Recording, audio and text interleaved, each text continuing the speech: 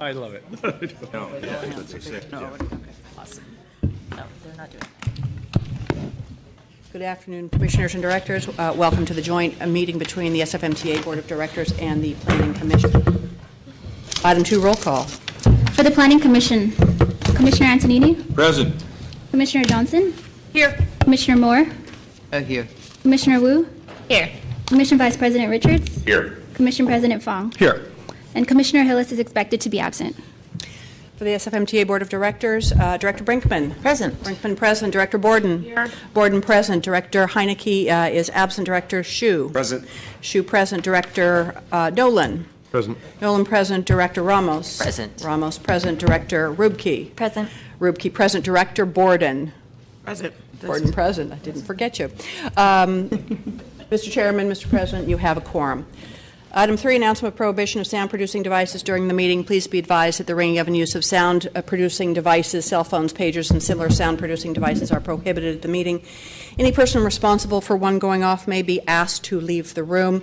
Please be advised that cell phones set on vibrate do cause microphone interference, so the Board and Commission respectfully request that they be placed in the off position. Item 4, communications.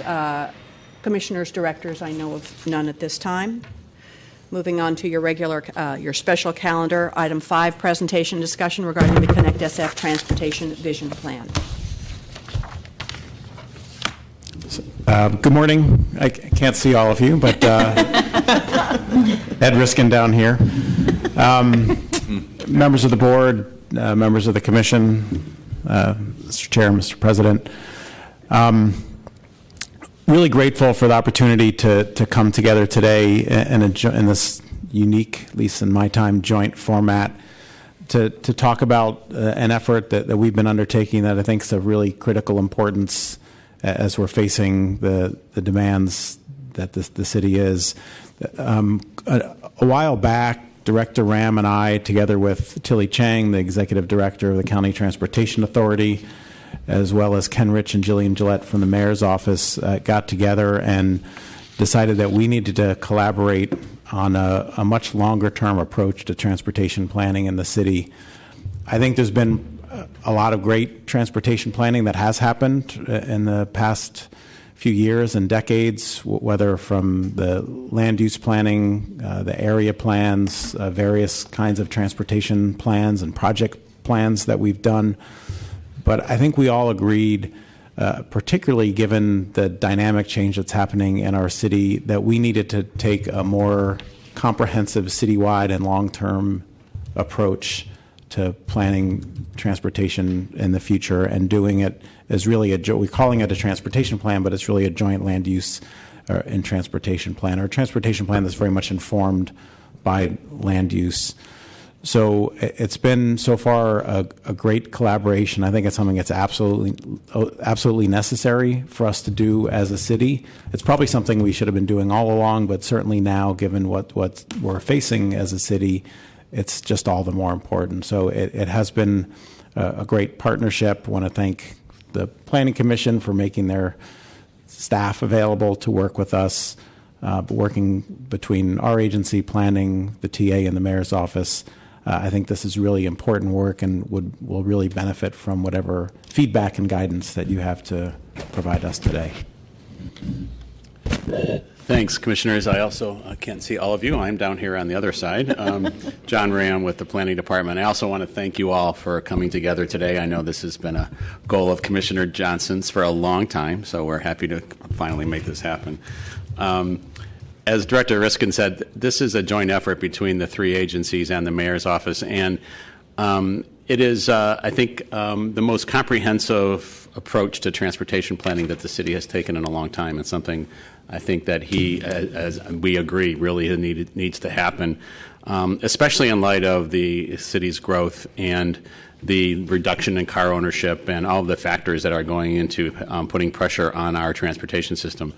Inevitably, when you have conversations like this, they're complex, and it is very challenging, and appropriately so, to talk about transportation in and of itself without talking about land use patterns, without talking about issues of equality and how the public gets around the city. So These discussions will, in fact, become complicated. They will inevitably involve discussions of the city's growth, where the city is growing, how the city is growing, as well as who has access to the transportation system and where that system evolves and grows, including issues of pedestrian safety, housing affordability, traffic congestion. That's all going to be encompassed in this in some way, and we have to address it. So as you'll hear in presentations from the staff, we are this is a transportation plan as it needs to be, but heavily informed by land use patterns and and the city's growth in the coming years. So what you'll hear is a presentation from Marisa Espinoza and members of the staffs of both the MTA and the TA about the components of this plan, as well as the land use projections that we have prepared to kind of inform the decisions about this plan. So we look forward very much to hearing your comments. And as you'll hear, we are ready, we'll be preparing in the fall for kind of a more robust public outreach on this effort as well. So with that, I think we'll get into the staff presentations. Thank you. Good morning, Commissioners. Marisa Espinosa with the San Francisco Planning Department. Before I start with the presentation today, I want to just ground us in what we heard from the previous two presentations at both the MTA Board and the Planning Commission this week and last week. We talked to you a bit about the state of the MTA system, and you heard a presentation by Tom McGuire and Victoria Wise from the MTA. We talked a bit about our land use projections, the patterns of land use and policies that have shaped what our city looks like today. And so for today's presentation, staff will describe to you what this long-range effort is, and we're calling it Connect SF because it's really about connecting all of those dots regarding land use, transportation, economic development, demographics, all of those factors that will go into shaping our very complex city and the challenges to come. So I'll walk you through the presentation. I'll walk you through what the components are of this effort, and it will be over a couple of years because there are so many complex factors. We're coming to you early because we want to get it right. We want to make sure that you're grounded in the framework, that we get to hear from you, your expectations of this effort, and also that we understand how to shape our conversations with the public and the community as this goes forward. So I really welcome the opportunity to hear your feedback on that. I'll start with the presentation, then I would like to introduce my colleague Graham Satterwhite from the MTA to do part of the presentation with me. And I also want to acknowledge other staff in the room, so appreciation to Michael Schwartz from the TA for being here, as well as other staff who've been integral to pulling this overall effort together. So thank you very much. So why are we here today? Connect SF, as I mentioned, is about shaping our city's transportation future. Our transportation network is such a defining element of our city and how we get around. It creates our city's livability, our economic vibrancy. It has impacts on environmental quality and our urban character. Our Connect SF effort is citywide, and it looks to both consolidate and coordinate transportation-related planning efforts to improve mobility for all folks in San Francisco. And as Director Riskin mentioned, it is a multi-agency effort for both the planning and the implementing agencies who will be involved in Connect SF. There are some major components that I want to talk about. First, we have a city's general plan, and there is a key component in there, which is a transportation element. It links all of the city's guiding plans and policies regarding transportation. The transportation element, as I'll speak to in a minute, has not been updated in about 20 years. So we need to catch up our thinking in what policies help guide and shape our codification of how we implement our transportation system. The general plan, as you know, is linked to the work of the City Planning Department. And in addition, we have a San Francisco Transportation Plan that will be updated. The San Francisco Transportation Plan is typically undertaken by the San Francisco Transportation Authority, and it gives shape to our priority projects, our plans, and our funding and revenue streams that will help shape the investments in infrastructure over the next 25 to 30 years. So it's an important document. Those are guided by our policies. We need to do them, but more importantly, we need to link them together to make sure that they are working in tandem and not at cross purposes. We also will be undertaking a series of modal studies. So what this means is really looking in detail at the transit network, at our street network, understanding all of the different components and how they will affect our system overall. And in so doing, really the leadership of the different agencies in the city came together because they knew they needed to undertake these plans and projects. But more importantly, what was missing and what was absent was this overall vision, this overarching vision for land use and transportation to really help shape and guide the overarching policies for these important implementing documents. The vision is really a process. It will be shaped by stakeholder and public input, and it will help guide our thinking 50 years out into the future. You may be asking, why such a significant time horizon? 50 years is a long time. Who knows? Who can predict the future? But we do know what some of the key uncertainties are. We do know what some of those drivers of change will be. And we also know what disruptive forces are happening now that we need to pay attention to, whether it's changing demographics or different sort of regional funding opportunities. All those factors we need to have in one place, understand, and talk about the implications of each. So those are the main components, and I'll walk through what each one is. We could not do this without stakeholder involvement. So this includes not only our partner agencies, but other agencies within the city. Critically, our regional partners, such as our other operating agencies, BART as an example, MTC and ABAG being other key partners that will help shape policy decisions for land use and transportation in the region. And we also critically feel that stakeholder involvement means communicating with the public and hearing what people's needs, concerns, and thoughts are as we go forward through this process. So as John mentioned, we're going to be undertaking a series of outreach opportunities through the fall to really kick this off and understand the needs of the public. So with the vision, I'll walk you through what that entails. So the opportunity for the vision is it isn't funding constrained. It allows us to really test our thinking with big ideas and really see what can we innovate, what can we shape, how do we need to think outside the box and maybe think about the sea changes that will be coming in the future. We'll identify the goals, objectives, and policy framework. As I mentioned, give that overarching framework to help guide our policy documents to come. We know that there is some uncertainty in the future, especially for such a long-term horizon, but it will allow us to test our thinking in different ways by using scenario planning to help shape different pathways. If we went one direction and invested in the network, what would that look like? If we took a totally different approach, what would that mean for our city? So it will allow us to have these conversations over time. And we're not necessarily unique in this idea. New York definitely undertook a visioning process called One New York.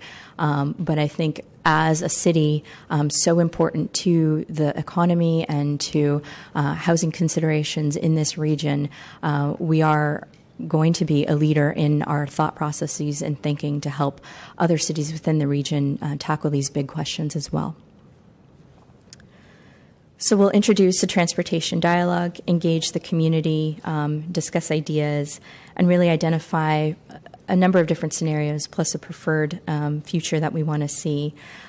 We really have this opportunity to shape the future that we want, and so this is an important dialogue. We'll be undertaking it this year with the public outreach we'll be doing in the fall, and then into 2017. We're going to start out with some guiding goals that we want to see if that resonates with the public. Certainly, we envision a future that thinks about equity and really helps to understand the implications of equity for our city, making sure that users of our system have both equitable and affordable access to goods, services, activities, and destinations. We know that safety and livability is of critical importance to our community so that people have attractive and safe travel options that support health, livable neighborhoods, and address the needs of all users. Environmental sustainability is a critical component of this because we want to support a healthy environment with good air quality that is responsive to climate change and different dynamics that provide sustainable choices for our future. And economic vitality is a key foundational goal of this effort so that people and businesses easily access key destinations for jobs and commerce, including both established and growing neighborhoods within San Francisco and the region. So this is our starting point. We would like to take these goals out to the public and see what resonates and if the public thinks that these are the core that we should focus on. Other major components, as I mentioned, modal studies. We're doing some preliminary work now for a subway vision. So I think we heard comments from the Planning Commission previously about what is the future of our local rapid transit network and how can we both plan and build and think about both things in tandem. So we're doing a lot of technical work to study these efforts now, and we'll be bringing something back in the fall. We also will be looking at both opportunities for Muni Transit and regional transit, how they link together, how they serve the city, how they serve the commute patterns into and out of San Francisco. We'll be looking at the role of our freeways and arterials. So how do those major linkages for goods movement and service delivery shape a role for travel and transportation here in the city? And we'll be building on existing and ongoing multimodal plans. So we're not just about transit. We are a city that thinks about and welcomes and supports investments in pedestrian and bicycle safety, better infrastructure for both those modes, which, as we've seen with a reduction in car ownership for newer generations, there's an opportunity here to invest in those modes as well. We'll also be undertaking a San Francisco Transportation Plan 2050, which will be a critical component for input into the next round of the region's Plan Bay Area. So this will be both informed by the modal studies and the vision to ensure that regional transit and that investment is linked. That will be looking at investment scenarios, so opportunities for funding, revenue sources, revenue streams, and thinking about where we prioritize those investments. It would be important to mention our transportation element update, which, as part of the general plan, is an important codification of our city's transportation goals and policies. The last transportation element update really gave shape to the transportation network that you see today with the 4 corridors plan. We also know that our application of these is what you see as directors and board members when projects come to you. So this is a way to link all those things together at the local and neighborhood scale. So with that, I'd like to turn it over to my colleague, Graham, to ground us in the current conditions and what we need to think about today. Thank you, Marisa. Good morning, commissioners and board members. Again, Graham Satterwhite from the SFMTA. I'm building a little bit on what some of the Planning Commission heard from Tom and Victoria last week in terms of where are we at today for the transportation system. From a regional perspective, we've seen dramatic growth in ridership on Caltrain and BART over the last 5 years. Muni Metro has also seen increased demand for its services. And under each of these systems, there are at times when we are forced to leave passengers behind at the platform and that the demand simply exceeds the services that we can provide today. And I also want to note that the Muni Rail system, while wholly contained within the geography of the city and county in San Francisco, the rail system and the bus system are absolutely key pieces in the regional transportation network and fully serve that function, and we continue to integrate regional and local services to make a seamless transit experience for travelers. Specifically looking at BART, they're experiencing extreme ridership, pushing not only beyond their own adopted standards in terms of customer experience and passenger comfort on board, but also sort of national subway standards. And key to San Francisco is to recognize that 2 out of every 3 BART trips in their entire system either start or end on Market Street. So that is, Market Street is really the backbone of the BART system and providing key regional connections. When we shift beyond just transit and think about the multimodal nature of travel to and from San Francisco, the SFMTA has a stated objective of 50% or more of all trips by non-private auto modes. We've done statistical surveys over the past few years, and that in fact we are just above that target at around 52% of trips occurring in non-private auto modes, and that's both regional entering, regional exiting, and within the city of San Francisco.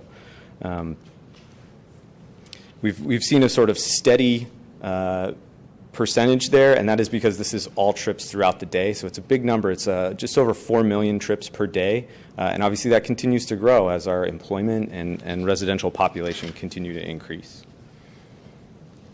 If we take a little bit deeper dive and look specifically at commute trips, we're noticing that the net increase, the new trips that we are capturing from a transportation system, are actually occurring primarily by transit and active modes. That can be existing commuters making a decision to use an alternative mode, or it can be new commuters who are saying, I'm going to leave my car at home, or I'm simply not going to own a car. This is really just evidence that we are continuing to improve and increase the available transportation choices for people, and they are taking them. So some evidence, at least during commute periods, that we are seeing shifts in people making choices in slightly different ways than they have in the past. Again, important to note that this is a small number of trips relative to the daily total. So that's probably why we're continuing to see small increases in our 50%, but we want to see continued progress.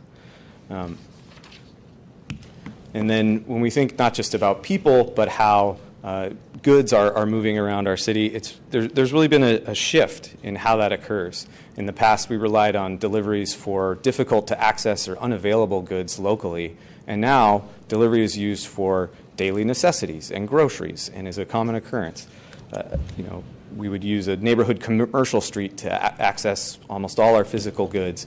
Now, there's almost like mobile storefronts with on-demand delivery, and at the drop of a dime, you can get whatever you need without leaving your residence.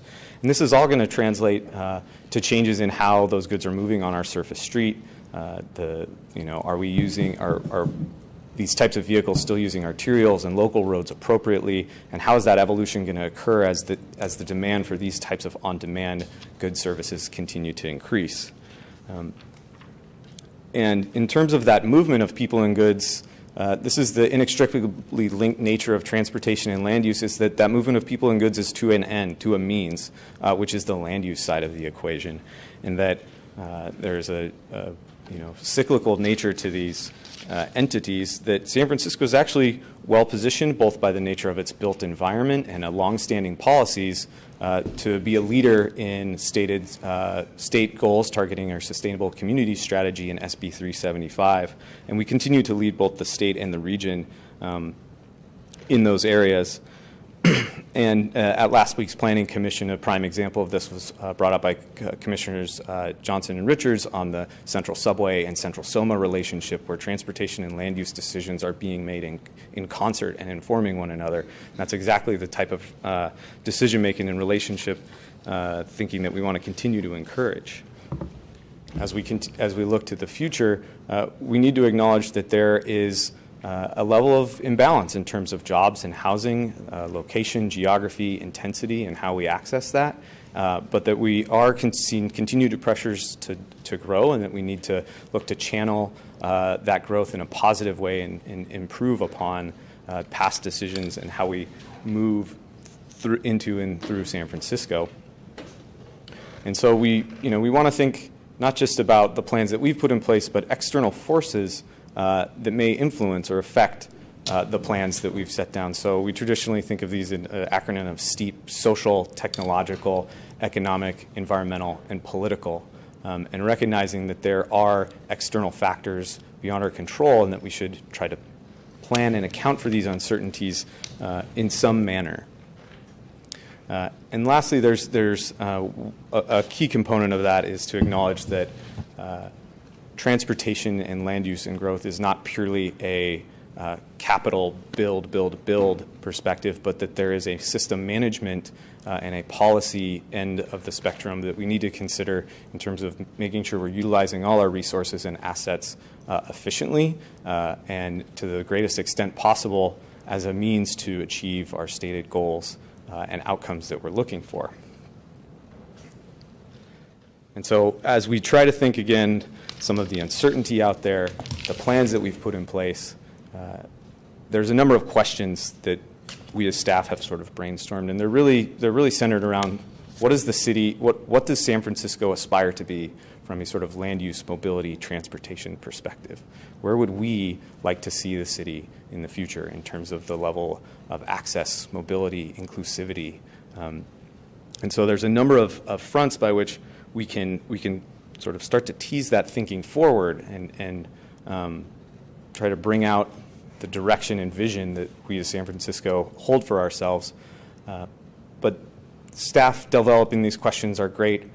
We really need buy-in from the public. We need to engage some of our citizens and ask them to be visionary and to think not just beyond themselves or their own street, but for the city as a whole, because we are here together, and together we can sort of set that direction for San Francisco. And so Marisa is going to come back, talk about how we're really looking to engage the public, get them to weigh in, make sure that the staff are clear on how we can channel their vision and their direction for San Francisco.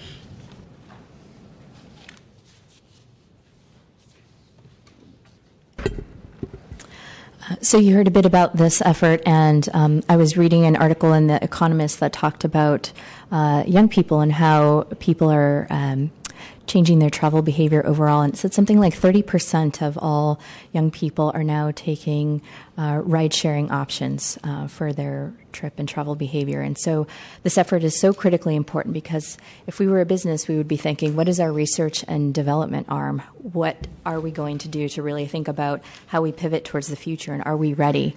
And so with that, we need to hear from our public to understand what are the changing roles and values, what do we need to be ready for. So thinking about what their values and priorities are for the future, and what the city should be like for future generations. I think San Francisco is such a unique city with a special character, and so do people want to continue to preserve that? Do they want to modernize some things? Do they want to have all of the above? That is the conversation, both easy and hard, that we're going to undertake with the public over the next course of months. So with the vision, it's really about understanding, gaining a comprehensive and deep look at community members' experiences moving through the city and their needs and priorities for our future transportation system. It will be a hard conversation, because the natural reaction of folks is to say, well, what about today? You heard about, from Graham, crowded conditions on trains and buses, and we're trying to advance our work there and implement our great quality service. And people care about what's happening today on their street, in their community. But we also want to help shift the dialogue to the future. And it's hard to do. But we want to make sure that our starting point is grounding in people's current realities and existing conditions, so that we can create an overarching 50-year vision for the future that speaks to both the current need and get ahead of the factors and trends that you heard Graham speak about that are to come. With that, I'd like to offer up a few closing words from Citywide Planning Director Gil Kelly to talk a little bit about the process going forward, and also offer this opportunity to hear from you about your thinking, feedback to us on this effort, what we need to think about, how to continue to engage the public in this very important and critical dialogue towards the future. Thank you, Marisa, and good morning, directors and commissioners. Thank you for extending your time today to talk about this important piece of work coming forward.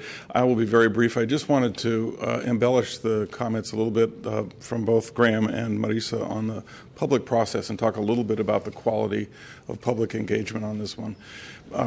Although we've defined this as transportation, and the conversation should in the end be focused on transportation, which I think many of us would define more broadly, slightly more broadly, as access and mobility.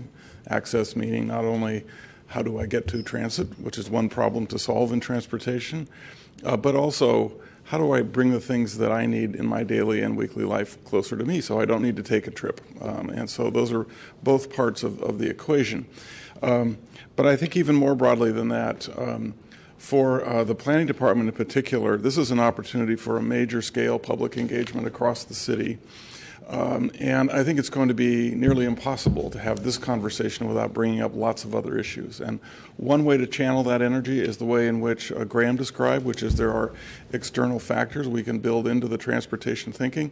The other, frankly, and in parallel, is to both provoke and harvest some of the information to feed into other efforts that the Planning Commission in particular knows about through our long-range planning work program, which I think will be beneficial. We won't be telling people, stop, that's not about transportation. We can't talk about that today. We'll need to have a way to engage people on bigger questions and have a place for that in the conversation. So I wanted to just let you know about that, and we're thinking through how that would work.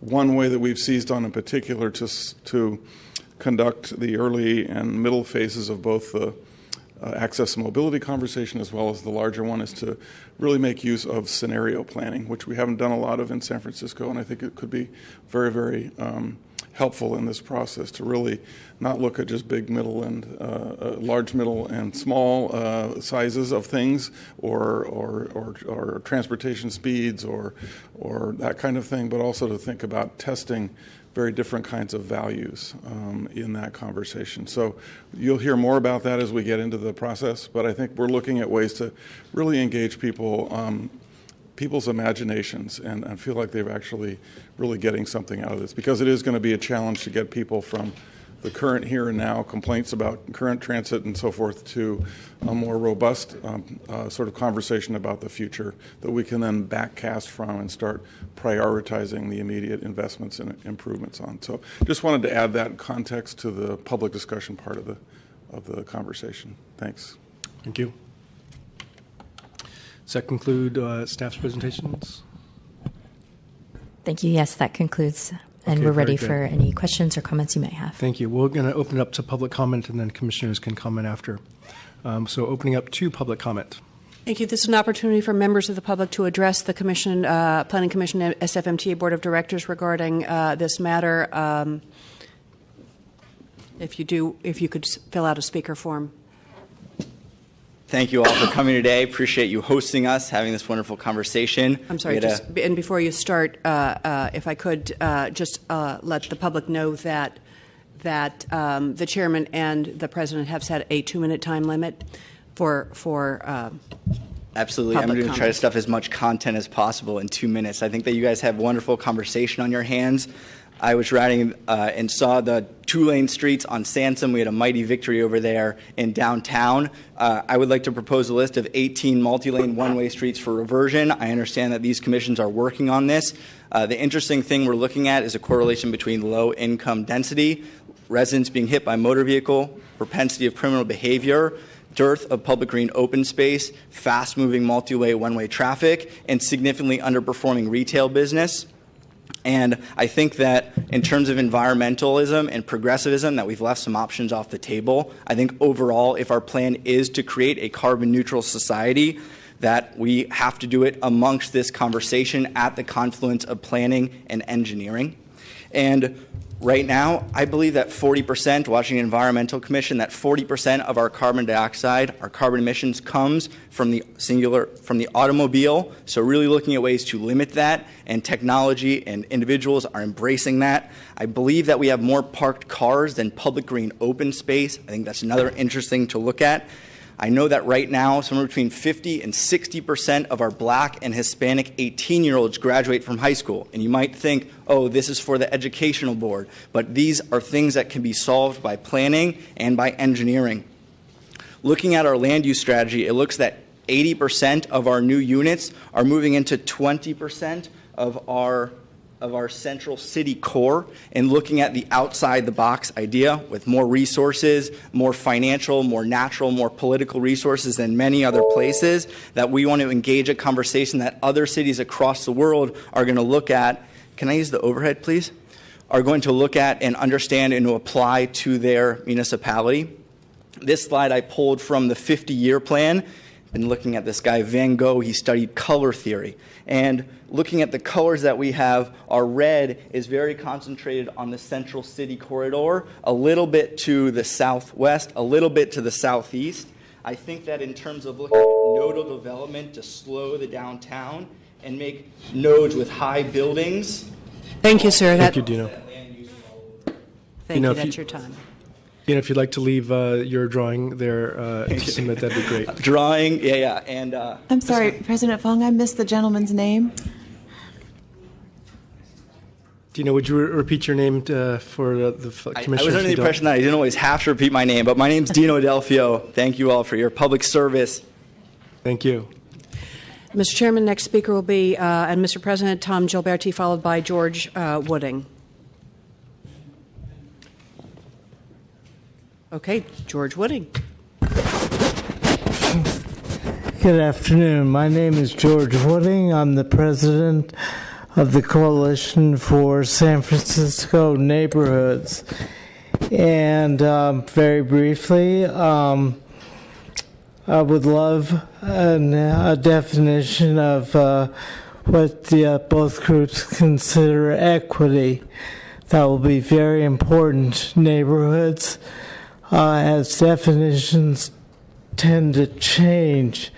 The other thing, the economic vitality mentioned, this is going to be a real game changer as you change roads, transportation, cars.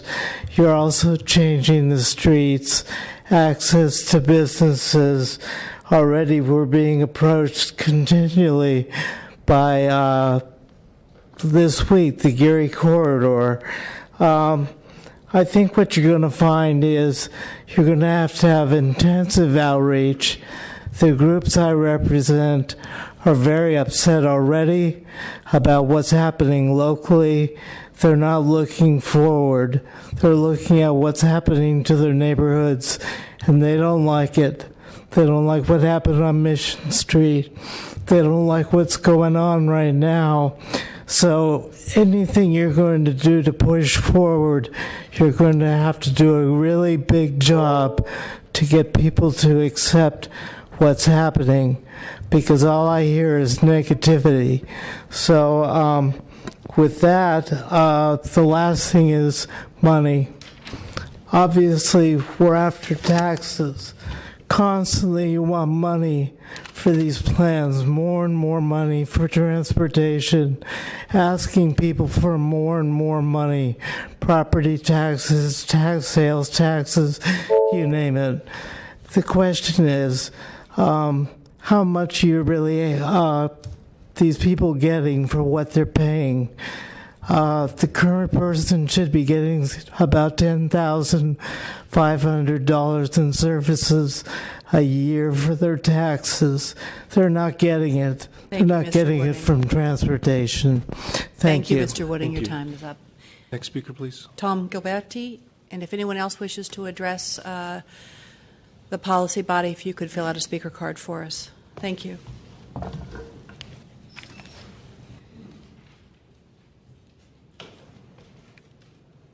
Tom Gilberti, 27 years ago, South Beach Marina Apartments began. That neighborhood is like the first neighborhood of these the first neighborhood in these new modern buildings. Where we're going, the Eastern Neighborhood Plan. I'd like to know how much of the Eastern Neighborhood Plan that was settled 8 years ago, how much is that still relevant? How much is that, did that one hit the mark? And how much of what's happened because of the last couple of years of this economic boom has kind of reduced that to dust? It's hard to go into the future. It's hard to have communities here. Look at this meeting, and I came here just because of this meeting. And how many people do we have in the city? So community engagement is tough. And then, but when we do have community engagement, the El Taraville right now, the community's upset about that. I'm upset about our new articulated buses, the 65, 67, 72. When you take a bus, sit near the driver and listen to that rattle trap. And I can't hear the rattle in the back of the buses. So we're having problems as we speak here. It's always going to be a work in progress. What we want is a healthy community. We want less stress. What we're setting up is a whole new plan, and I'm saying that South Beach has never really become a community. It misses the aspect of community, what a community is, a group of people that come together. If you don't walk your dog and if you don't push a baby carriage, it's hard to meet people, it's hard to be on the street. There's a missing of community. And we have to go a little bit further outside the box to get that. 2 minutes is slapdash. Thank you. Thank you. Is there any additional public comment? Okay, since not seeing any, public comment is closed, and we'll kind of ping-pong back and forth here if you don't mind. Commissioner Antonini. Yeah, I'll try to keep this brief. These are some of the things I said last week, but I think it's worth bringing them up again. The first thing is, I think we need some sort of joint notification of the two commissions when major issues come up, either from MTA or from planning, particularly with reference to planning where we have larger commercial developments which will generate more traffic and transit demands as opposed to housing, which is generally much lower, in relatively speaking. So whatever we can do about a memo at least ahead of time, and if it's a major change, maybe it should be somehow calendared if the commissioners on either commission feel so, because the public is always coming to us complaining about MTA issues, and I'm sure the reverse happens with you guys regarding planning issues. So that's the first thing. The second thing I wanted to bring up, a couple of issues on bikes. I don't need an answer today,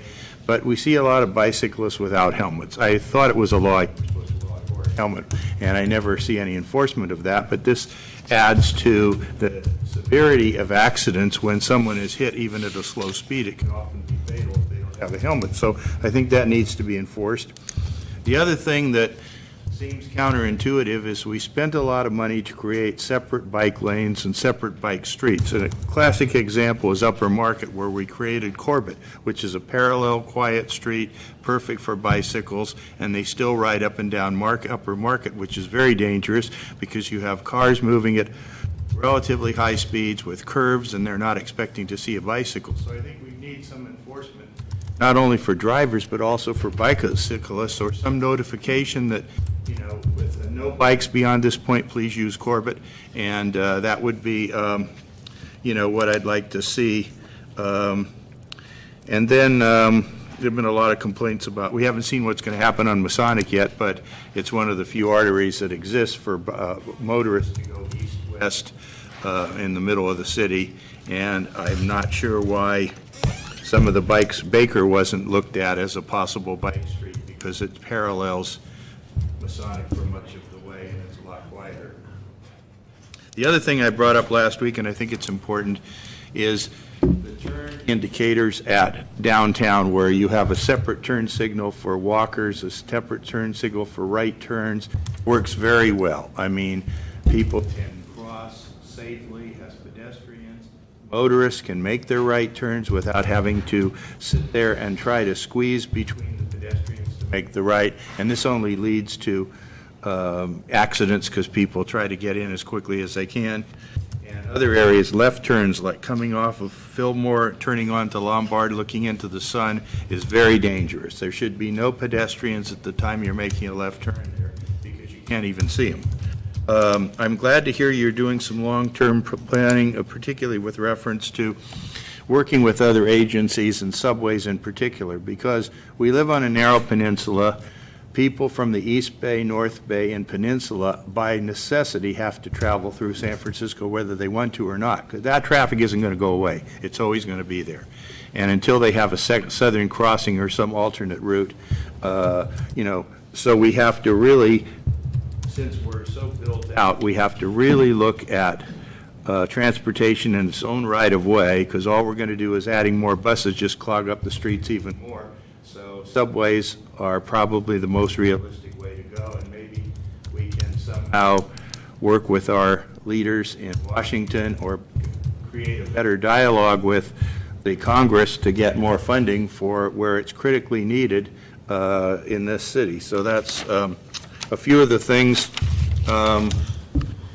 and I was thinking about. I'm glad you're and the other thing is, I know there's a lot of talk about you have an increase of people who are not using individual cars, and that is probably true. I don't have any doubt that's the case. But you want to make sure you're not self-selecting out people who have cars, which oftentimes is families with children who will avoid living in San Francisco because it's so difficult to have a car, drive, park. So, I mean, we have to address the entire population, not just this vision of we want everyone not to have a car. And I think we have to be equal in our ways. And the more mass transportation we get in its own right of way, the more people are going to use it and not use cars. If they have to sit on a bus and take 2 hours to get somewhere in the city, it's not going to happen very often. So I think that's the key to the whole thing. And the other thing is, you spoke briefly about the online challenge that's created by all these people buying everything online, which means more deliveries than would be the case before, where they make one delivery to a store and then the pedestrian, the buyer would have to make it to the store. Now they don't make it out of their desk. And it's not really good for them in terms of exercise, but also it's not very good for us.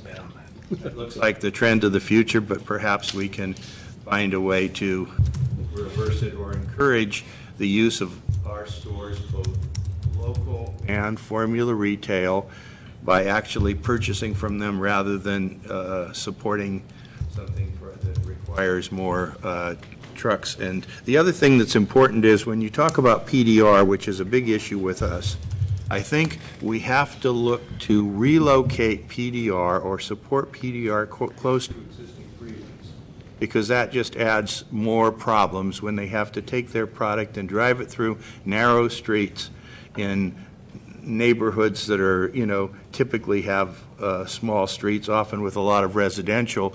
I mean, we should encourage them to move closer to 101 so their access is easier rather than trying to squeeze them into a place where, they really don't fit. We don't use rail that much anymore, and I think that's important as we look at projects in the future and, talk about saving PDR. Let's save it, but let's put it where it makes sense. So, thank you very much. Chairman, thank you. First of all, Mr. Chairman, I'm sorry. Just part of my naivete, I'm not familiar with the term PDR.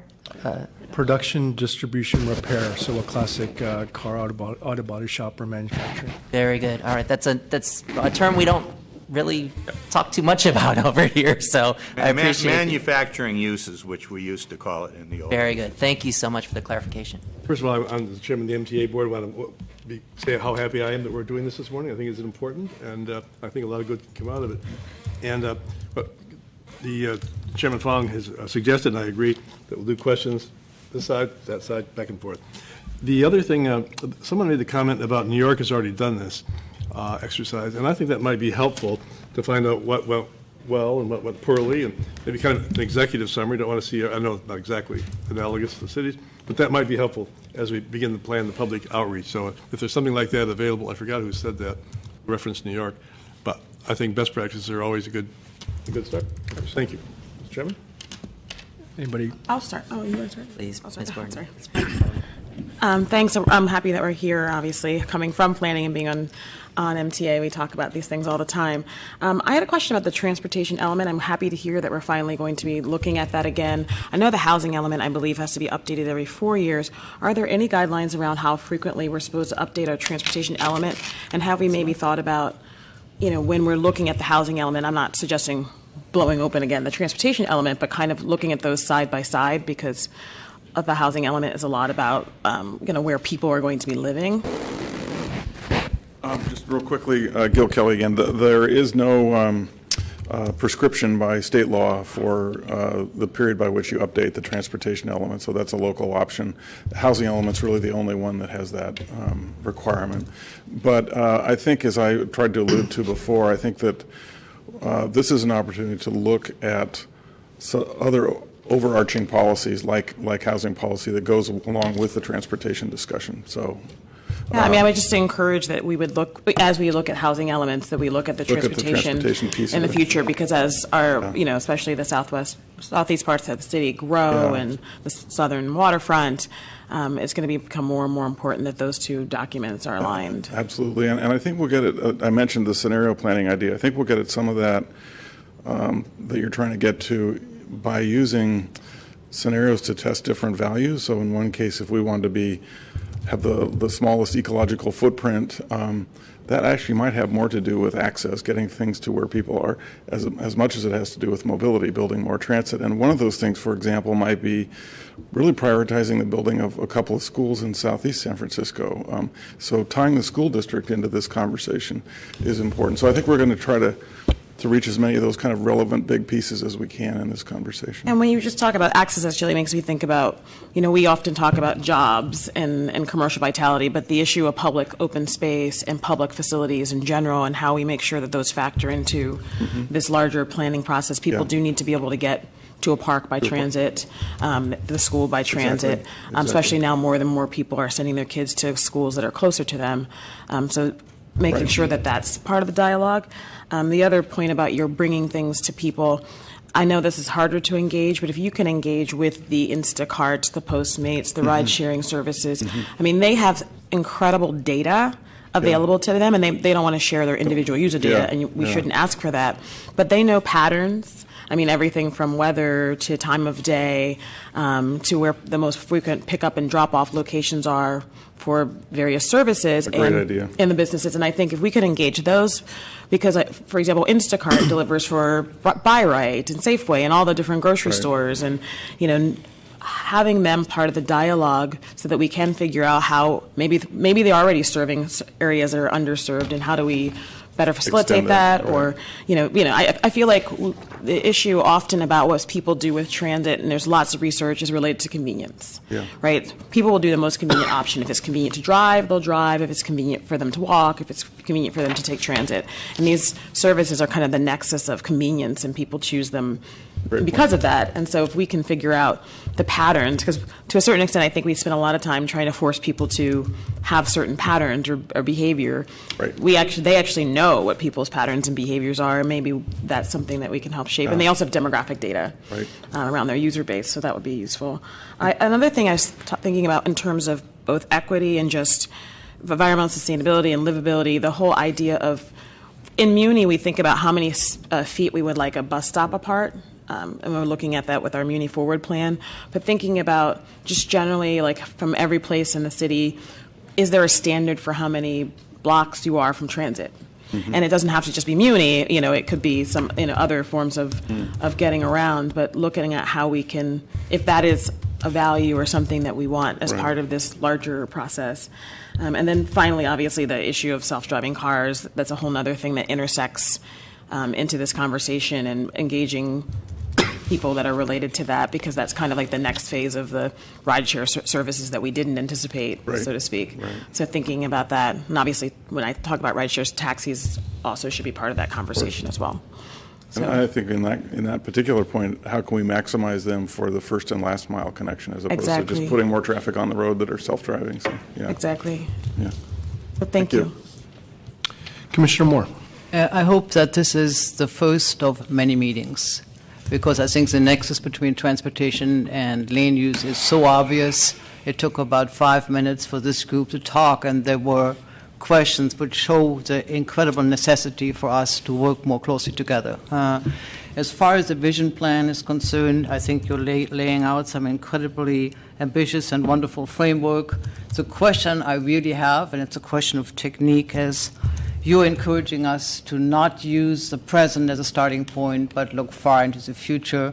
That is very difficult to do, particularly when this commission every Thursday sits in the crossfire of what is not working, and that is indeed the significant gap between proper planning and the overlay of effective transportation planning. And that is not a question of saying that you are ineffective. However, a city which is as far ahead in transportation planning, at least for the U.S., as San Francisco is, the growth and changes by far outpace anything we can do.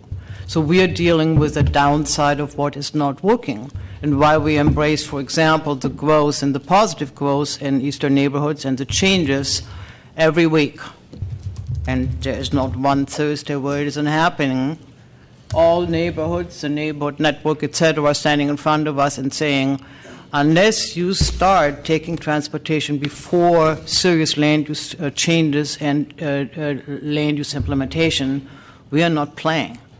So you are having a citizenry which is basically seriously disappointed and affected by what is not working, and you have great transportation ideas and implementation, however, the two are not in sync. Now you're asking us, coming back to my initial question, how can we do it, not to think about the present, where we want to go and how we get there, and do vision planning which does not take the present into consideration? Well, I didn't mean to say we'll exclude the present condition, and in fact, I think that both the MTA and the TA have a lot of information about current gaps, and so we sort of take that as a starting point. But when I described the use of scenario planning, for example, the first scenario is a baseline scenario which says, not that we won't do anything else, but that we'll do kind of what we've been doing, maybe add a light rail line every decade, or we'll add some buses at the rate we've been doing them. What does that look like in comparison to narrowing those gaps and dealing with the new growth that we anticipate? And that's the starting point for the scenario discussion. And then I think we look at, well, what does it take to do some more aggressive policies that will narrow that gap better?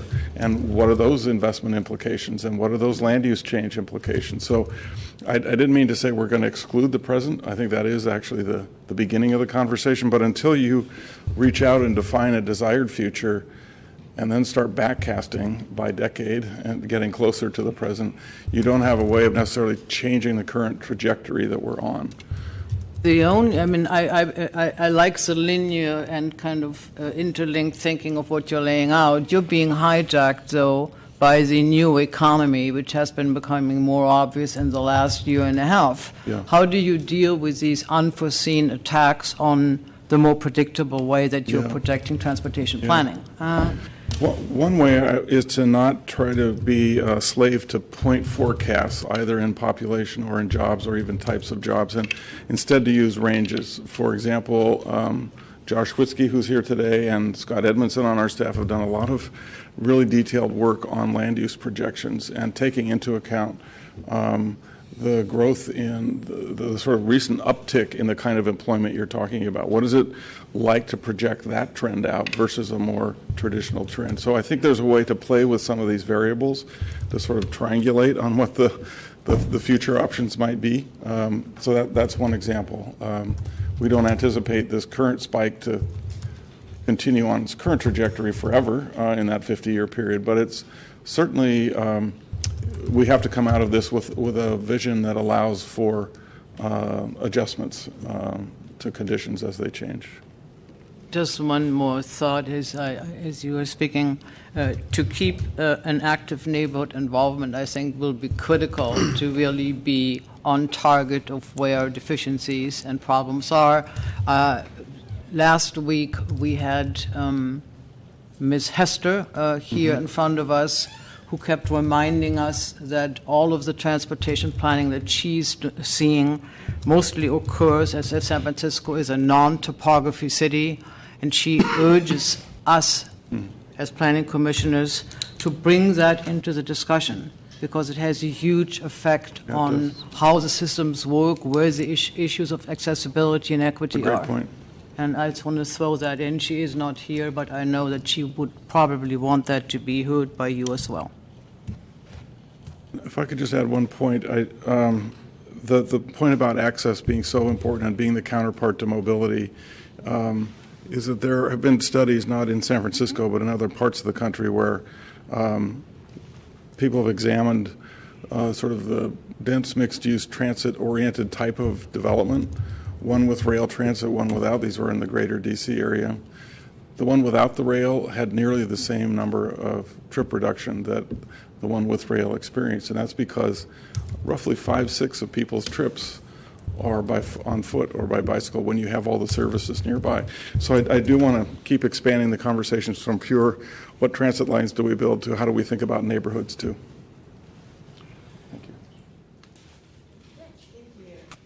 First, I just want to say great presentation, and I'm so pleased to be here because I think there really is, the intersection is so strong. And Mr. Kelly, to your point, that's what really resonates with me as well. I know in my neighborhood, I can get everything I need for like 95% of my trips on foot, and that makes such a big difference. I get to work on transit or on bike, and for all my other trips I walk or I link them with transit or with bike, so I think that really makes a huge difference. And as we get people used to that idea, coupled, you know, to your point with the delivery services that we now have, so those things that I can't walk to, I could choose to have them delivered if I don't have access to a vehicle.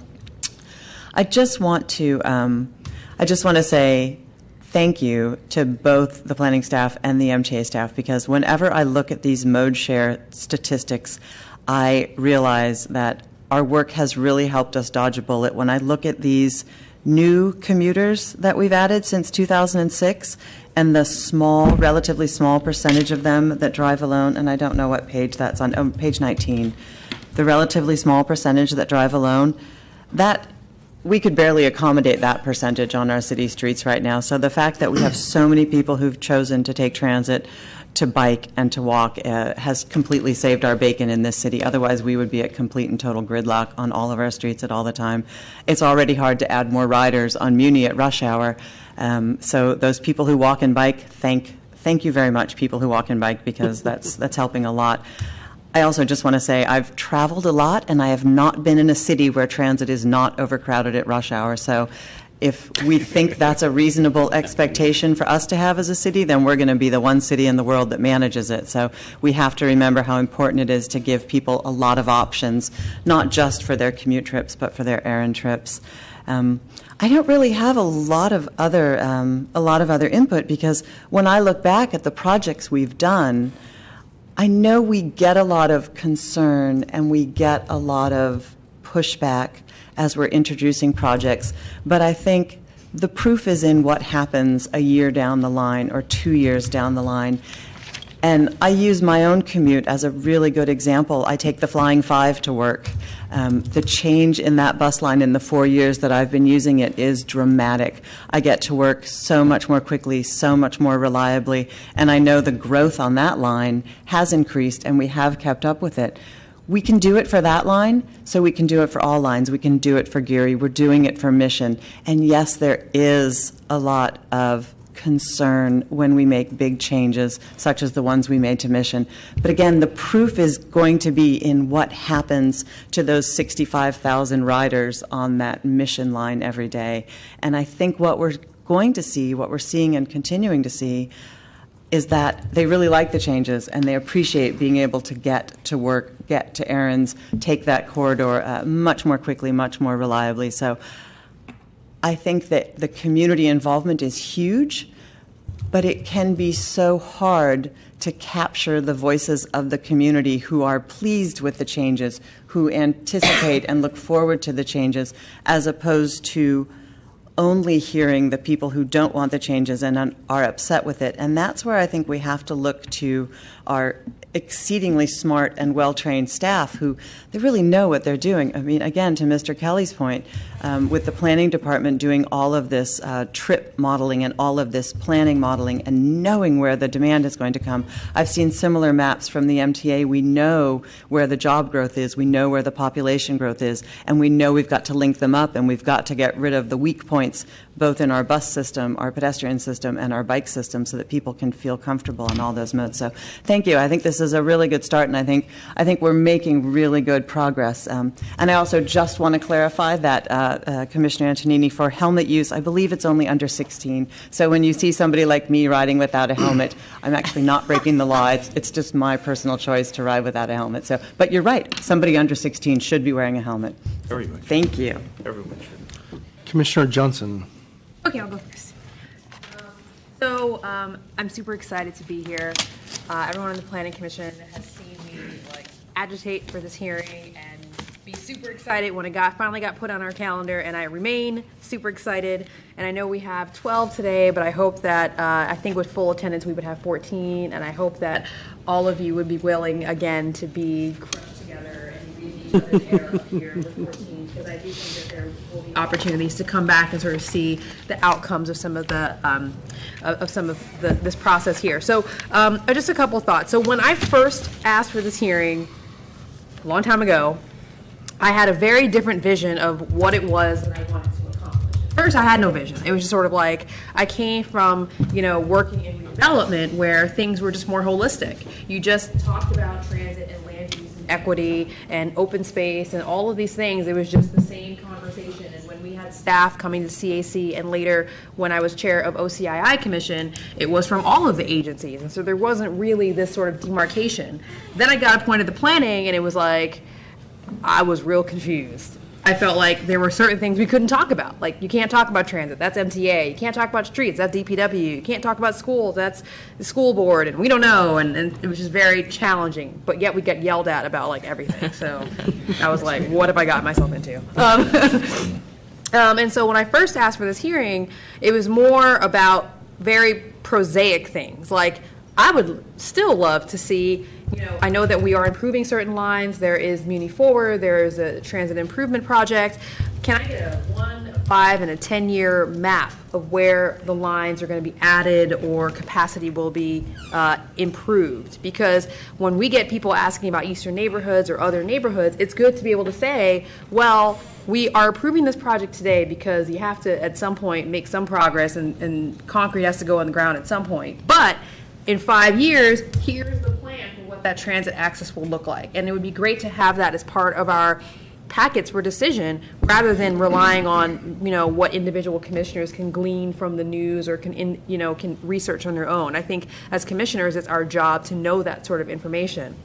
So when I first started off asking for this hearing, I just had like a list of questions like that, sort of requests that I still have that I think would be helpful. But as time has gone on and I continued to ask for the same hearing, my thinking had evolved on what it was that I thought we could accomplish. And I'm really happy to hear that there's actually a process now, so it's not just one hearing to sort of talk at ourselves for a bunch of time and then nothing else. What I would love to see is, I actually do think it's possible for us to think about the long term, and I think it's possible to do it in ways that help our daily work. So, for example, we recently passed TDM, and what I would love to see is, what is the research telling us about what of the measures and metrics in TDM are the most effective? So there's like a list of like 50 different things that developers can do to sort of comply with TDM and different measures they can take. Well, which combinations of them are the most impactful? Because as a planning commission, those measures are the ones that we agitate for, and they become conditions of approval for projects, and then we set a standard for ourselves that, well, yes. Oh, Mike. Oh, I'm so sorry. I'm not sorry. Hi. So those become conditions of approval for projects, and then we set, a standard for ourselves, and then every project, that becomes the thing that we start asking for. And a great example of that today, even pre-TDM, is Commissioner Richards will often agitate for additional car share spaces. And that's great. I agree with that. I like it, but what does the research tell us about additional car share spaces actually helping to shift mode share? It's a nice thing to have, but it would be great to know that it actually helps our situation so that we can know if that's a thing we should be pushing for with every project.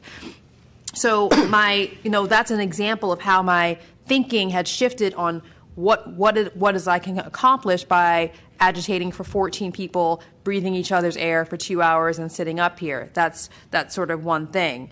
I think in addition to sort of things like that, which I hope will come as a part of asking the public, what are their thoughts, I think that we can sort of organize our future conversations by first planning for the growth we already know is happening, and I think, talking about TDM and how can we organize our thinking about what's the most effective part about TDM is great. Also talking about, other things that are related to TDM. For example, parking. I know that MTA has a whole sort of staff that thinks about parking. Well, what can we inform the planning department and the planning commission about that? Because in projects large and small, we are eliminating parking in our way of getting to that mode share shift. But I want to know, is that effective, or are we just making people's lives harder and setting ourselves up to get yelled at more? I'd like to know that. I think planning, and then there's a whole other part of the conversation we can have about planning for the growth where there's change, where we kind of can see the future, but it's really fuzzy and we don't know exactly what's going to happen. So Director Borden made a great point bringing up sort of collaborating with the new economy and these convenient services. Well, I think that's great. I think we should do it. I think we should be talking about what parts of our physical infrastructure can change to make that what seems like a permanent lifestyle shift, work within our city. But I also think we need to be careful about being too specific about those types of services, because many of the names that came up, none of those companies are profitable. And so they may not be around when the funding environment changes. True. They're not making any money right now. They're just supported by the current funding environment. So we need to make sure that we are both taking what's permanent about the change and separating it from what's transitory. So I think that's something that we can continue to have a conversation about. And personally, maybe other people don't agree. I think having all of us up here and hearing those thoughts in person helps us get there, rather than sort of going between commissions. That's just what I believe. And then I think there's a whole other conversation. So part of that last thing I would say is, in keeping with the growth we can see, there's collaboration with the data we can get, right? From other services or from our own data teams. But I also think that there's some blue sky thinking that we're going to have to do to then promote the change that we want, right? So for example, going back to parking, I do believe, and I want the data on it, but I do believe that reducing parking, and I think we've seen some research on it, does change mode share, because reducing parking makes it harder to have a car, so then people find other ways to get around. That also brings up a whole other thing about, well, what do we do once that becomes a permanent change and it's not transitory anymore? That's sort of a shift that people have made. They figured out how to get around. What do we do with the parking that we have right now? What's the adaptive reuse for street parking, for underground parking, for on-ground parking that we've approved in various buildings? Like, what do we need to do with our planning code and building code to make it easier to have adaptive reuse? And parking is just one example of that. So I think if I had to, those are three sort of conversations that I think can happen simultaneously, and I hope that what will happen is the public can be guided to have the conversation with that structure, so it's not just, what do you think? And that's really challenging for people. It's, what do you think in sort of these three different buckets? What would you like to know now so that you can be confident and comfortable that change is coming within your neighborhood? What do you think about, how are we planning around the things you already know about, the buildings you already see going up? How are we planning for, how are you going to get around when that change happens in the near term? And then long term, blue sky, what do you think we should be doing? And I think we'll get much more helpful feedback in that way. I had a lot more, again, getting back to my original concept for us sitting around today, I had a lot more specific asks. I talked about the 1, 5, and 10-year plan for MTA's growth strategy, different lines and whatnot. I think it might be helpful for me to sort of give that to staff and then sort of see, kind of start getting those maps and checklists and different things that I'm asking for that I know you guys can put together, and sort of leave it with the big thinking like that. And I'm hoping, and then I'll ask a question of staff. So what's the plan for that public process? When are you going to actually start, scheduling charrettes and things like that? And when do you think it would be helpful to have commissioners and directors come back with more feedback? Sure. Thank you. I really appreciate the comments about structuring our thinking and helping to find that right balance between what people's existing realities are and how we start to engage in a conversation about the long term. So for the public process, we hope to go out for outreach in early September is what we're thinking, or the September timeframe. And so we would have a series of open house sessions with activities that are providing some level of background for the public. So again, what's happening on the ground today? What do people think about the future? What do they think about the overall goals and framework that we talked about for this overall effort, and then start to do survey work to understand what are people's existing experiences, understand the demographics that we're reaching or not reaching. Someone made the comment earlier about equity and what is that definition of equity, and really understanding that is going to be very important for helping shape our thinking as well. So we would do a couple of rounds of outreach. So the first is much more to understand how does the public want to participate, knowing that this is our overarching structure for the process, that it's going to be over a couple of years.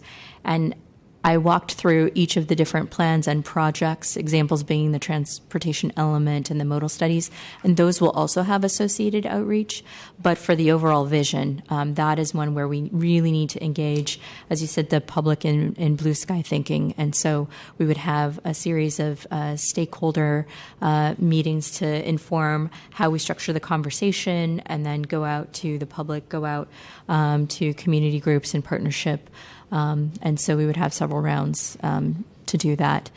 That would also inform, as Gil mentioned, our thinking around how we structure the scenarios. So what different types of scenarios would inform those conversations as well, and to also incorporate people who are maybe not in the details of land use and transportation, but as folks mentioned, folks representing the new economy, folks representing technology, folks representing community organizations, so that we're not just hearing our own selves talk about this because we spend a lot of time in this work and in this world, but that we're actually hearing new voices to the conversation that will really challenge our thinking in different ways.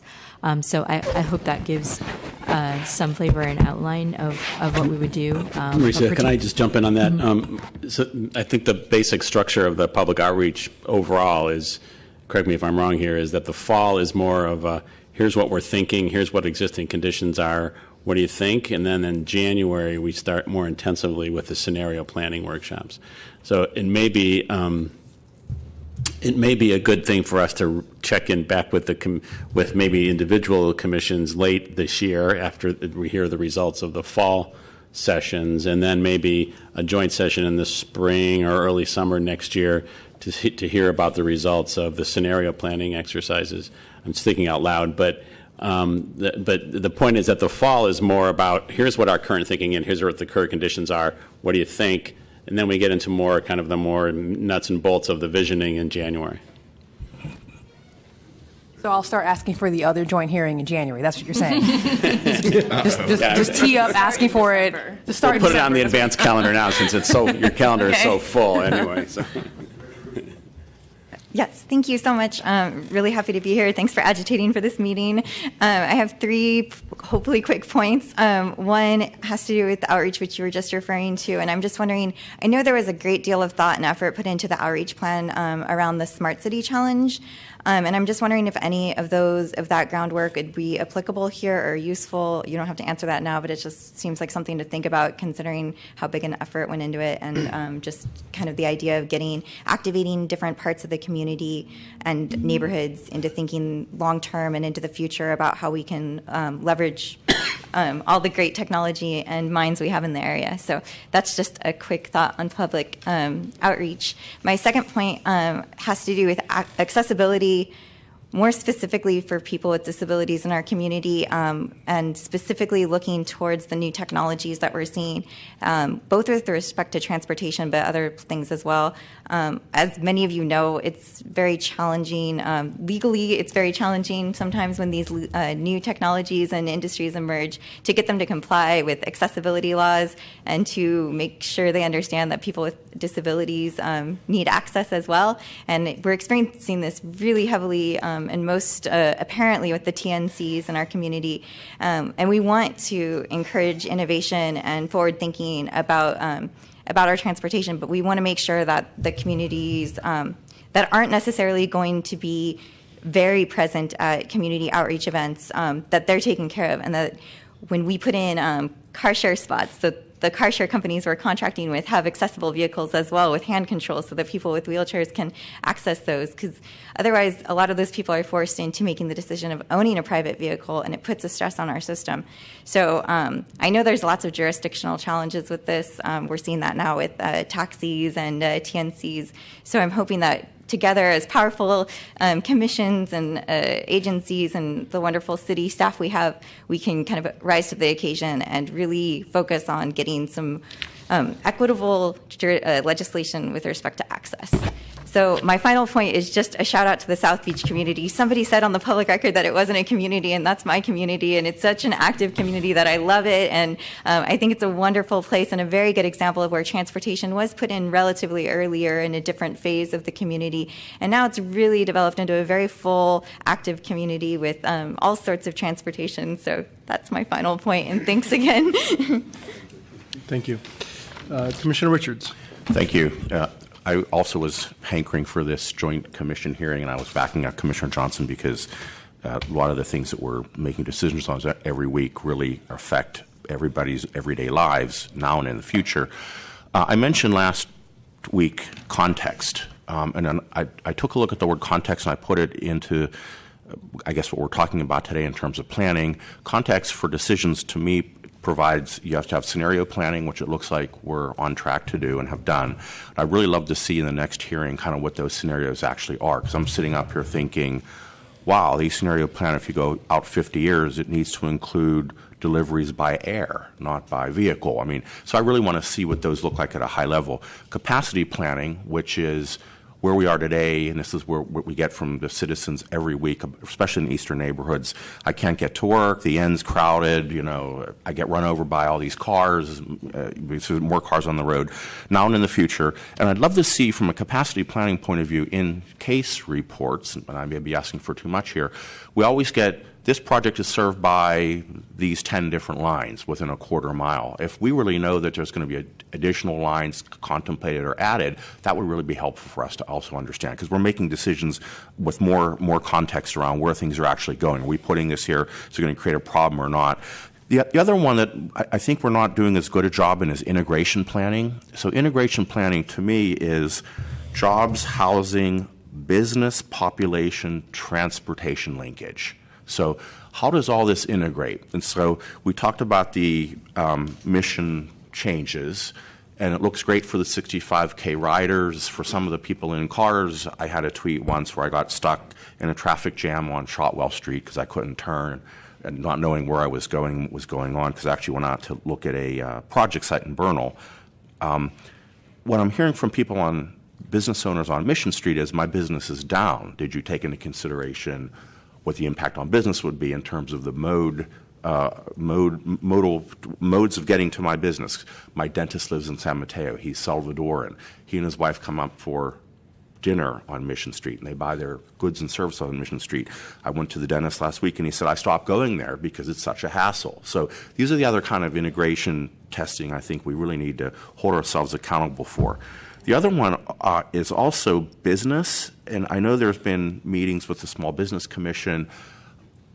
If you have the goods and services within walking distances, as Vice Director Brinkman said, you never need to get into a car. However, the retail environment is changing, especially in my neighborhood. We have businesses folding right and left. We have rents really high. We have services and things I can't get. I used to be able to go and buy stuff from my office. Now I have to go to Office Depot, south of Market, or I have to have it delivered by Google or whatever it is. So that's also, I think, another thing that we need to look at. We have probably 50,000 square feet of retail space vacant in my neighborhood alone. What if we were able to fill that up and kind of incent, variety of businesses and goods and services there? I would never want to go to Office Depot because it's not a particularly enjoyable experience. I'd love to be able to buy my ream of paper in the neighborhood. The other one is contingency planning, and I'm not sure I heard a lot about what we're doing around there. I know Mr. Kelly said we're doing ranging forecasts, but I really love to understand. If we look back, we constantly get, as Commissioner Moore said, complaints about the eastern neighborhood. We assumed more of a linear growth in the eastern neighborhood over 25 years. We've got a significant amount of growth in 8 years. I'm not sure we did a lot of contingency planning around what if this scenario, you have your worst case scenario, your best case scenario, and your normal scenario. What if we had all this growth in 8 years? What would we do? I sat with the Peturo folks and the folks in the mayor's office around having interim shuttles, something called a Line 11 or something kind of a light bus that takes from Peturo down to Mission Bay and back. I think those are the kind of things that would really engender trust in the public and make people really have faith in this process. If we knew and we were to say, hey, if this certain milestone gets met, then this is what we're going to do. Not, here's what we're going to do, and we're going to plow forward, and it's going to be in 5 years. I don't think that's really what people want to hear. They want to hear that we do have some type of a planning process that does the red light goes on blinking when we see things not going exactly as we thought. So the other things that I'd like to see are, in terms of interim policies that we have in land use, there's things that we're doing that, sometimes I get troubled every week, especially around parking. We have lots of large project authorizations, especially in Eastern Neighborhood, where we have, say, 300 units, we have 270 parking spaces, and I kind of go, holy heck, we're inducing demand. And I know families need cars, and I know we do it by number of bedrooms, but where's the data to tell us that that actually is what we need? And where are we going? As I think Commissioner Johnson said, do families take ride share? Do they have other different modes of transportation? What's in the neighborhood? I don't understand that. I think I've been kind of beating that drum quite a bit. Then there's car ownership and car use. So I say, hey, give me the data on the census tract where they're asking for additional parking, or we have these what I think are excessive amounts of parking spaces, and you see the ownership rate is lower than the amount of spaces you're trying to provide for the number of units, and you say, well, what the heck's going on here? But when you talk to developers, they say, oh, well, people aren't driving, they're just storing their cars. So we're going to have car storage versus parking, and they're only going to go up to Napa for wine tasting once a month. You get these stories. How much of that stuff's real, and how much should we believe? So that also would help me make better decisions. Loading and unloading. We've had, and this is where we get into kind of like that joint policy. We've had projects, I think a couple of them, one's currently on the drawing board, where you're in a very major intersection. You're going onto the Bay Bridge. You're on there's a 5-lane road on Harrison Street. This is at 901 3rd or 391st Street. 901 3rd. It's too much. And they have the loading on the outside of the building where you're going to have your Uber drop off, and you're going to have people moving in and out of the building with their couches and their furniture and their boxes right in the lane where you're supposed to be loading and unloading. But we're not talking, hey, I'm going to drop off a passenger and get it. I'm talking about moving an entire apartment. So our policy we're trying to get to somewhat is put the loading on the inside of the building. These are policy directions I think we want to get to. What does loading on the outside of the building, extended loading, actually do to circulation? We don't know, but we're trying to guess, and we're trying to ask that kind of stuff get put in. And we're using standards like a U-Haul van that can do a 1-bedroom apartment. It's certain feet by certain dimensions, and they're actually being able to get rid of some parking spaces and have internal loading, which I think could help the situation out. But I'm not sure because I don't have data. It's all more kind of gut feel and anecdotal. And the other one I think is a lot of the physical constraints around actual circulation. Where do we put the driveway? Where do we put the curb cut? What does it do? What does it do for the rest of the ecosystem? Some of the things that I worry about. So I'd like to see land use decisions with transportation policy driving where we want to go. So if we want to have a target of X modal, this amount of cars, this walk, let's get the land use decisions there to actually incent and entice people to do that rather than kind of do a finger in the wind. We got a letter from the Market Octavia CAC asking for parking reductions in the hub, which we're going to be potentially rezoning higher. They're saying we want less cars there. Those are the kind of things I think we should listen to the CACs on and actually do an analysis on. Should we lower the amount of parking required? I think whatever we do, whatever decisions we make, I really like to understand the impact of them on where we want to go. Thanks.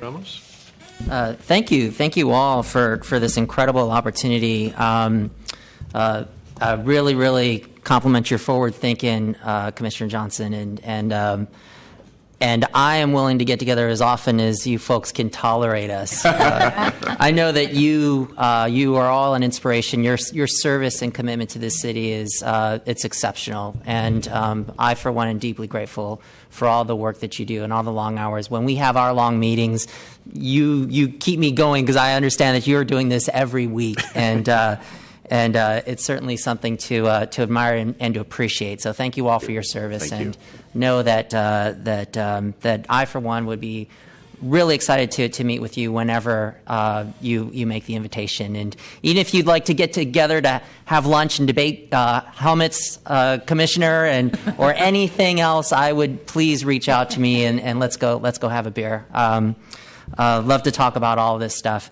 I do speak a bit of acronym. So I understand things like TDM and PDR. I think that we can certainly make our conversations more accessible when we try to spell these words out so that the viewing public can get a good understanding of what we're talking about. I know that transportation demand management is what we mean.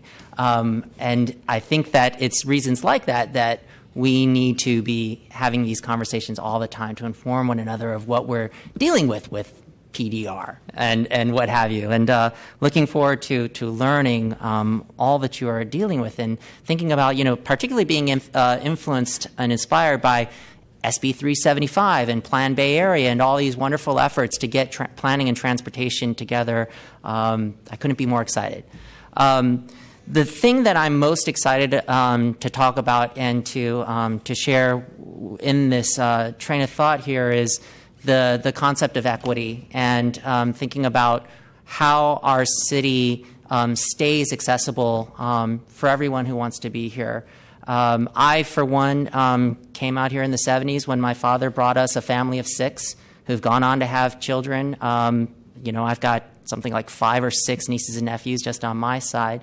My parents have since retired, and I'm the last and the only person in my family that can afford to live here in San Francisco. And a lot of it has to do with the fact that my wife and I have chose not to have children because we're confident we would be priced out. And so I would encourage all of our decisions and all of our thinking to be built around, how are we going to make it so that our family members, not just whatever business is smashing and whatever is happening in the economy can stay here, but our own family members who want to be here so that I don't have to own a car, because I recently had to buy a car a couple of years ago to be able to take care of my family, and have them here close by so that we can all be together and have less dependency on a car. Now, I don't think that any of us have a vision of, what did you say, Director Antonini, not having a car. We don't have a vision of everyone not having a car. I think what we're trying to do is make our streets accessible for everyone, whether you have a car or a bicycle or depend on the bus or what have you. And in that way, when we achieve a city that's more equitable and inclusive, we certainly become more sustainable, as Director Richards was talking about, hoping to aspire to one that's more sustainable and one that is, of course, economically thriving. One of the wonderful things that I love to hear, I love it when Director Ryan talks because he reminds me of one of my uncles, because we both hail from Detroit. And that's a city that has gone the wrong way with respect to, it's bouncing back now, proud to say, but it went the wrong direction. And it's very affordable to live in Detroit, but the economy is terrible. So I know that you folks are walking this balancing act, and I admire you for it, and I'm so grateful for all the work that you do. But the capitalist economy and the free market doesn't thrive on equity. It doesn't want equity, so to speak, I should say. The bottom line is not equity driven. It's about market and getting the best return on your investment. So your job, I think, and I'd like to help you with that job, is as a government agency, as government bodies, is to do what we can to actually put that lens of equity onto this free market and make sure that our city stays inclusive and the one that we all grew up in and love and cherish. And yes, we would all love to see, low-rise development and be more Paris-like, if you will. But the dirty secret about Paris is that it's ringed with suburbs, that the people who can't afford to live downtown where they work have been forced to live, and it's just saturated with traffic on the outside, and they're choking and their economy and their environment is getting worse and worse all the time. And there are obviously social ills that come with that we're seeing play out. And so this is all terrifically huge conversation, and we certainly see, at least I see my role as a director on this body, to make sure that we're looking at transportation to achieve a balance of an equitable city that is also economically thriving and is also environmentally sustainable. And in all the decisions that you make, I hope you're thinking about that. The one thing that I'm eager to talk more about if we were to meet again and over more than just a beer, I would like to talk about just what kind of decisions are we making on a regular basis, project by project. Are we orienting the project to transit? Are we orienting it to the pedestrian? Are we making sure that people who really do need a car have access to one? Because we tried. My wife and I tried to give up a car. We were spending $100 every week renting a car from one of the peer-to-peer networks, and it wasn't working out. We were spending more money than we would pay if we were to actually just own a car. So we've got a ways to go, but I'm confident that we can do it with enough passion and commitment that you all have clearly demonstrated in your service. I'm confident that we can get there. So looking forward to all these conversations going forward. Great, thank you. Commissioner Wu. I just want to add a few thoughts since we want to try to get out of here in time for lunch. Thank you again to everyone for your comments and for bringing us together. I have one thought specifically on outreach. I think that this dedication to equity is really exciting to see it named as a goal and an integral part of our work. I think outreach on equity is really quite difficult, actually. If you ask people, what do you think about equity? It's so vague, it's so broad, it's really hard.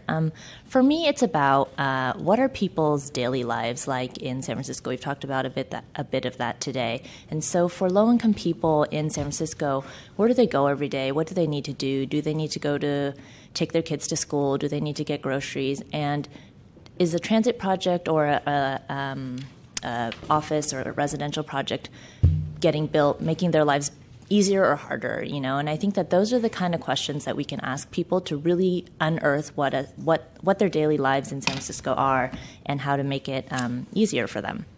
My second request is a more technical one. I've been watching the transit equity baseline from afar. I think that there's some really great work that's been done already. The analysis seems really strong, but how do we integrate that analysis into decision making on projects, both for both the MTA board and for ourselves? Thanks. Thank you for this meeting and for the presentation. This is really great. I told somebody that we were having this joint meeting, and they were really excited to say, "Oh, how often do you do that?" And I said, "Well, as far as I know, it's the first time it's been done for some time." And they thought it was a great idea. So just a couple of quick things. I think the outreach is going to be one of the most important pieces, the joint outreach, because I can say, so to Director Ramos's point, as a parent, I have found that having children is not really an economically rational decision. But at this point, I'm pod committed. So a lot of the decisions for me revolve around expense, time, and convenience, and really what can work, right? And so one of the things I do know is that for working parents and for small business owners, because they got to run the shop, it can be really hard to get to some meetings or even just stay on top of what's going on. So one of the things, to Chair Nolan's point about comparing what New York does and what we do here in outreach, I also think it would be nice to know a little bit about what MTA has done that's worked and what the Planning Commission has done that's worked, and maybe compare notes on that front, right? I know the MTA has a survey route right now to talk about what's going on and how people want to do their outreach. So I think that's a great thing, and maybe a little bit more of that.